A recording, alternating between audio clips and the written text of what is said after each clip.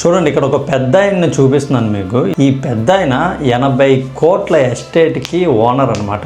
80 కోట్ల ఆస్తి సంపాదించాడు అనమాట. కానీ ఫైనల్గా ఓల్డ్ ఏజ్ హోమ్లో చనిపోయాడు. ఓల్డ్ ఏజ్ హోమ్లో ఇతను చనిపోతే చూడడానికి కొడుకు కూతురు కూడా రాలేదన్నమాట.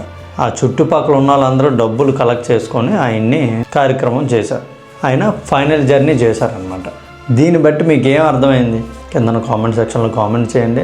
ఇంకొక విషయం ఏంటి అంటే, జీవితాన్ని త్యాగం చేసేసి తినడం మానేసి ఆస్తులు కూడబెట్టి ఇవ్వడం కాకుండా, చూడండి పక్షులు జంతువులు ఉంటాయి, ఏం చేస్తాయంటే శుభ్రంగా పక్షులు ఏం చేస్తాయంటే జస్ట్ తినడం నేర్పించి బయటికి తోసేద్ది అనమాట.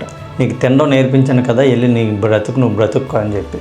జంతువులు కూడా అంతే, జస్ట్ వాటికి తినడం వచ్చినంత వరకు చూస్తే వాటిని తగిలేస్తాయి. మన మనుషుల్లో మాత్రమే బాగా సంపాదించి పెట్టి వాళ్ళకి పిల్లలకి మన వాళ్ళకి అందరికీ వీళ్ళ జీవితం త్యాగం చేసి మరీ దాచేస్తారు. ఎందుకు అర్థం కాదు. ఫైనల్గా ఇలా ఉంటాయి. తెలుసుకోండి. మరొక టాపిక్తో మళ్ళీ కలుద్దాం. Thank you so much.